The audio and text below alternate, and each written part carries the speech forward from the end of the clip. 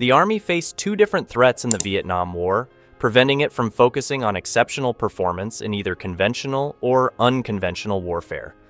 The conventional forces of the North Vietnamese Army demanded respect from the U.S. Army. At the same time, the unconventional insurgency of the National Liberation Front of South Vietnam, known as the Viet Cong, presented a very real threat to soldiers throughout the conflict. Tunnels were particularly useful in the insurgency, and a series of tunnel networks provided the Viet Cong with manufacturing, resupply, and planning space within easy striking distance of their targets. An unconventional mission. The Army's search and destroy missions in 1966 began uncovering a large network of tunnels near Saigon.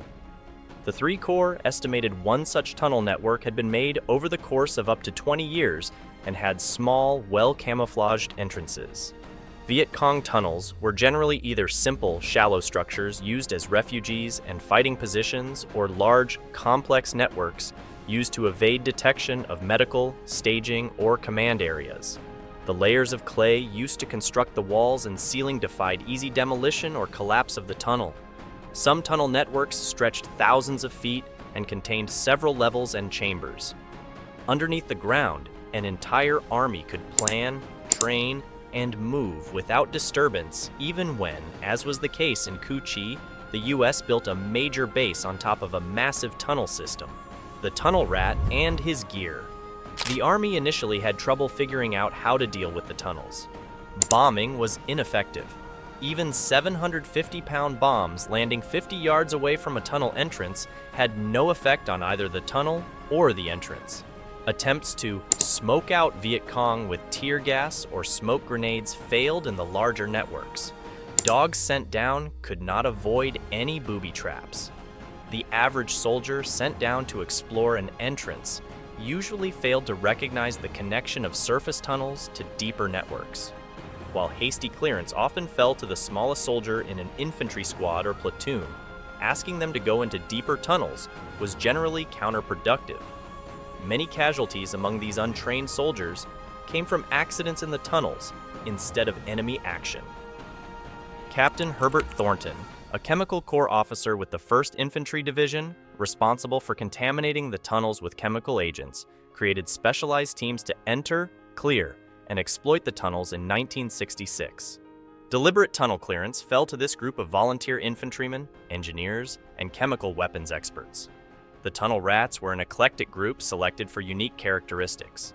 Most were short, most less than 5 feet 5 inches, with a slight, wiry build. The job also required a special kind of mental toughness. Crawling for hours in claustrophobic darkness expecting mortal danger could break down even the bravest men. Denying refuge. Often, gaining entry to the tunnels was difficult as the doors were challenging to discover without careful search. The tunnels generally lacked electric lighting and cleverly hid ventilation to minimize traces. Most tunnels required painstaking exploration to uncover, and tunnel rats arrived on scene only after regular patrols had uncovered an entrance. Other times it was easy. In one instance, a soldier and his German shepherd were in the lead of a patrol when the dog suddenly stopped and sat. The patrol immediately stopped on alert. The dog had been trained to sniff out the enemy. Suddenly, the top of a well-hidden tunnel flew open, and a Viet Cong soldier jumped out holding grenades. He was immediately shot and killed. A tunnel rat went down in the tunnel and captured a high-ranking Viet Cong officer. Finding an entrance did not guarantee entry. Viet Cong often booby-trapped the doors or placed grenades in nearby trees to kill soldiers trying to gain entry to the tunnel systems. Once soldiers gained access to a tunnel system, tunnel rats had a difficult decision to make about their gas mask. The gas mask deadened sounds by making a soldier's breathing seem louder and restricted his sight. But most tunnel rats could not pull out and don their gas mask inside the tunnel should they encounter poison gas released by fleeing Viet Cong. Once in the tunnel network, the real dangers began. Tunnels were dug to dissipate shock waves from explosions. The Viet Cong built booby traps in most of the tunnel systems. Tunnel rats could expect grenades, poison gas, punji stake traps, and tethered venomous snakes. None of these traps would have the audio or scent signature a tunnel rat could recognize from a guerrilla waiting in ambush. Another time, the rats used 300 pounds of C4 to blow the top off of a tunnel system when one of their number had been injured. Tunnel tactics. Innovation on the job. Tunnel rats moved from ad hoc discovery of best practices to writing a new set of tactics, techniques, and procedures for clearing tunnels. While only one tunnel rat could fit abreast in the tunnel, occasionally a second rat would enter behind to provide assistance to the lead rat, particularly when the lead rat was new. The rest of his unit provided security, and at least one other soldier remained at the entrance at all times. Many tunnel rats maintained communication with their partner, who recorded the tunnel rat's actions and attempted to sketch out the tunnel and any significant findings. When contact with Viet Cong soldiers was expected, many tunnel rats preferred to have nothing distracting them from the deadly game of hide and seek. Once the tunnel rats had retrieved any information, equipment, or prisoners they could find, they set out to destroy the tunnel or deny its use to the Viet Cong in the future. The hard-packed, layered clay of the tunnels made such an operation very difficult. Early on, soldiers tried destroying the tunnels with conventional explosives with mixed results.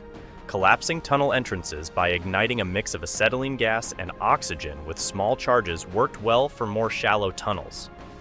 This method was too slow, inefficient, and cumbersome to use unless the area was completely secure. To deny tunnels, the rats filled deeper tunnels with riot control agents like a powdered form of tear gas, while collapsing the entrances with explosives. Denial generally made the tunnels unlivable for between 2 to 6 months. These deliberate operations all took time, a commodity most commanders lacked, so the tunnel rat's search was often the most impactful part of an anti-tunnel operation.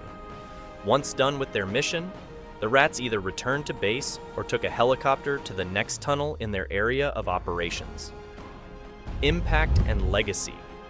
In the amorphous world of the Vietnam War, the exact impact of the tunnel rats was sometimes difficult to determine, but the rats found and exploited things no one else did. According to a former Viet Cong officer, the tunnel rats eliminated over 12,000 guerrillas and captured many more. In a single operation in August 1968, the rats not only killed 3 Viet Cong but captured 153 more. Most captured Viet Cong weapons and equipment were uncovered by the tunnel rats. During one operation, the tunnel rats found 6,000 pounds of rice and 40 pounds of salt in a 120-foot-long tunnel. In addition to lists of spies passing information to the Viet Cong, the tunnel rats often uncovered maps, orders, and battle plans which help save more American lives. That's all for today's video, and I hope you enjoyed it. If so, make sure to like, share, and subscribe to the channel for more engaging content like this.